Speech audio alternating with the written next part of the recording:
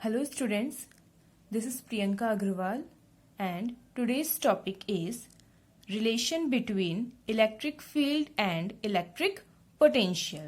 विद्युत क्षेत्र एवं विद्युत विभव में संबंध। चैप्टर 3 हमारा रनिंग है इलेक्ट्रिक पोटेंशियल और उसी का ही ये नेक्स्ट टॉपिक है। तो देखिए हमें रिलेशन फाइंड करना है किस किस में, इलेक्ट्रिक फील्ड इट मीन्स की वेक्टर ई में और इलेक्ट्रिक पोटेंशियल इट मीन्स की वी में। ओके हमें इलेक्ट्रिक फील्ड में और इलेक्ट्रिक पोटेंशियल में क्या फाइंड करना है, रिलेशन फाइंड करना है। रिलेशन फाइंड करने के लिए देखिए हम क्या करेंगे, पहले तो हम एक डायग्राम समझते हैं।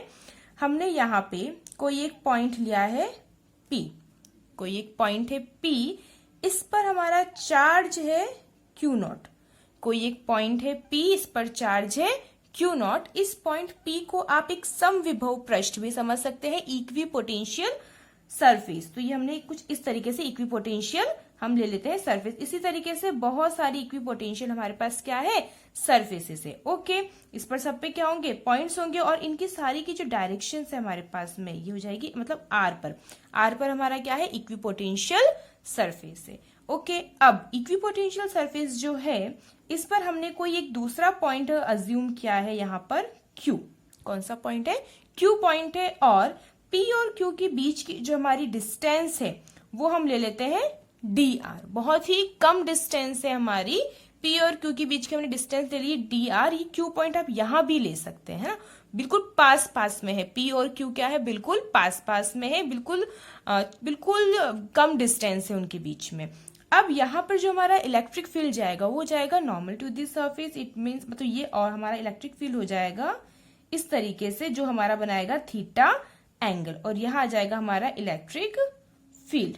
तो ये होगी इलेक्ट्रिक फील्ड की डायरेक्शन, और इलेक्ट्रिक फील्ड और जो हमारा इक्विपोटेंशियल सरफेस है ये क्या थीटा एंगल बना रहा है। ओके और हमें क्या करना है, ये जो हमारा Q0 टेस्ट चार्ज था इसे पॉइंट P से पॉइंट Q तक डिस्प्लेस करना है या विस्थापित करना है। क्या करना है, टेस्ट चार्ज Q0 को इक्विपोटेंशियल सरफेस, एक इक्विपोटेंशियल सरफेस के पॉइंट से दूसरी इक्विपोटेंशियल सरफेस पे क्या करना है, आपको विस्थापित करना है या डिस्प्लेस करना है। तो इसके लिए देखो क्या हो जाएगा हमारे पास में, अगर हम सबसे पहले बोलेंगे कि अगर हमने किसी पॉइंट कोई चार्ज को P से Q तक लेके गए हैं तो कोई ना कोई हमारा वर्क होगा, है ना। अब वर्क जो होगा हमें नॉर्मली पता है कि W इक्वल्स टू, अगर हम चार्जेस को लेके चले तो हमें पता है होता है चार्ज इनटू पोटेंशियल डिफरेंस, यही होता है हमारे पास में। तो हम उसको लिख सकते हैं W equals to Q0 dV। But यहां पर हमारी जो डायरेक्शन है वो है P से Q। डायरेक्शन क्या है, P से Q, इसीलिए यहां पर क्या आएगा, साइन माइनस का, क्योंकि डायरेक्शन क्या है यहाँ पे, ऑपोजिट डायरेक्शन है। अगर Q से P तक आता तो हमारी डायरेक्शन क्या लगती, पॉजिटिव लगती, बट डायरेक्शन अपोजिट है इसलिए यहाँ पर वर्क डन भी क्या होगा, वर्क जो है हमारा वो क्या हो जाएगा, ऑपोजिट हो जाएगा। तो ये हो जाएगी हमारी इक्वेशन नंबर फर्स्ट। ठीक है तो हमें पता चल गया नेगेटिव साइन क्यों लगा है, क्योंकि हमारी डायरेक्शन क्या है, P से Q की तरफ है। ठीक है तो इसलिए यहाँ पर आपका नेगेटिव साइन लगा है। अब देखो क्या हो जाएगा, यहाँ पर नेगेटिव साइन के बाद में आपको पता है कि जो dV है आपका, मतलब कि अगर हम पॉइंट P की बात करें तो यहाँ हमारा पोटेंशियल है, हमने लिया है V, और पॉइंट Q पर हमारा जो पोटेंशियल है वो हमने ले लिया है V प्लस dV। क्यों, क्योंकि पोटेंशियल में क्या होगी, कमी आएगी हमारे पास में, क्योंकि जैसे जैसे हमारा इलेक्ट्रिक जो हमारी इक्विपोटेंशियल सरफेस है ये धीरे धीरे बढ़ती जाएगी तो हमारा जो पोटेंशियल है वो क्या होता जाएगा, कम होता जाएगा। तो यहाँ पर ये V और यहाँ पर आ जाएगा dV। अब जो ये dV है तो dV हमारे पास क्या हो जाएगा, dV is potential between two equipotential surface, समविभव पृष्ठ के बीच का जो विभव है वो क्या है, हमारा dV है। तो ये हमारा dV क्या है, दो समविभव पृष्ठ के बीच का विभव है। ठीक है अब अगर हम बात करते हैं किसकी, हमारे वर्क डन की, तो टोटल जो वर्क डन होता है हमको पता है नॉर्मली हमारा वर्क डन क्या होता है, work done. W equals to क्या होता है, फोर्स इंटू डिस्प्लेसमेंट, तो F और यहाँ पर डिस्प्लेसमेंट कितना आ रहा है हमारा dr, तो W इक्वल्स टू क्या हो जाएगा F dr। और हम इसको किस टाइप से लिख सकते हैं, F मतलब हमको पता है ये क्या होता है QE, F इक्वल्स टू होता है QE। तो यहाँ पर हमारा चार्ज क्या है, Q नॉट है, तो यहाँ पर हम क्या लिख सकते हैं Q नॉट E dr और साथ में आ जाएगा cos थीटा। ये आ जाएगी हमारी इक्वेशन नंबर 2।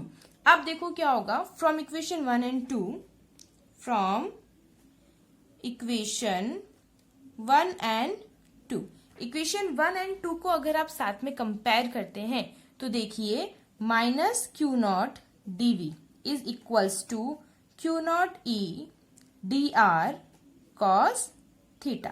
क्या होगा, क्यू नॉट से क्यू नॉट तो कैंसिल आउट हो जाएगा, रहेगा क्या आपके पास में माइनस dv, इस dr को हम इधर ले आते हैं, dr इक्वल्स टू बचेगा क्या इधर E cos थीटा। यहाँ पर क्या आ रहा है minus dv upon dr equals to E cos theta, और E cos थीटा आ रहा है। इट मीन्स यहाँ पर जो E cos थीटा है ये क्या है, कॉम्पोनेंट है, किसके किसके बीच में है कॉम्पोनेंट, ये E और R के बीच में, मतलब हम बोल सकते हैं E और R का क्या है, ये घटक है। तो इसको भी हम लिख लेते हैं, यहाँ E क्या हो जाएगा आपके पास, E cos थीटा E का R की दिशा में घटक है, या हम बोल सकते हैं component of E along R।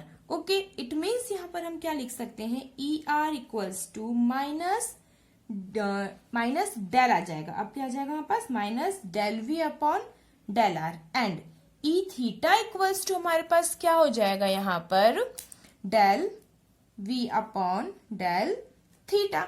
अब देखो यहाँ पर हमने ये डेल का साइन यूज किया है, ये डेल का साइन क्या होता है हमारे पास में पार्शियल डेरिवेटिव होता है। हमने पार्शियल डेरिवेटिव यहाँ पर क्यों यूज किया है, क्यों, क्योंकि हम जो हमारा जो v का जो परिवर्तन है, जो हमारा पोटेंशियल का जो हमारा चेंज हुआ है ना, वो परिवर्तन क्या है, उस दिशा में है जिसमें क्षेत्र E का भी घटक स्थित है। ठीक है, तो आप इसको क्या बोल सकते हो कि हमने यहाँ पर पार्शियल डेरिवेटिव का यूज किया है, क्यों यूज किया है, आंशिक अवकलन, आंशिक अवकलन का हमने यूज क्यों किया है, क्योंकि हमारे पास में जो V का परिवर्तन है, जो पोटेंशियल में जो हमारा चेंजेस हो रहा है ना, वो उसी डायरेक्शन में है जिसमें क्या है E का भी कंपोनेंट है।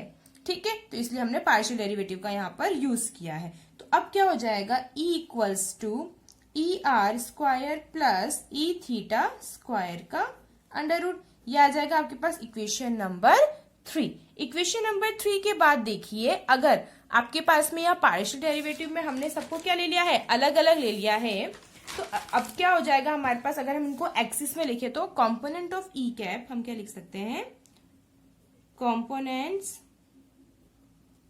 Of vector E at that point will be, हम सारी एक्सिस में ले लेते हैं इसको, ई एक्स में भी, एक्स एक्सिस में भी, वाई एक्सिस में भी और जेड एक्सिस में भी। तो ई एक्स एक्सिस में क्या हो जाएगा हमारा electric field del V upon del X. Okay, Y axis में क्या हो जाएगा del V upon del Y, और जेड एक्सिस में क्या हो जाएगा del V upon del Z हो जाएगा। अच्छा, अब हम इनको एक साथ में कैसे लिख सकते हैं, vector E equals to E X I cap, E Y J cap, E Z K cap, लिख सकते हैं ना ऐसे। और अब इनकी वैल्यूज पुट करते हैं तो vector E equals to minus common आ जाएगा del V upon del X I cap plus del V upon del Y J cap plus del V upon del Z K cap.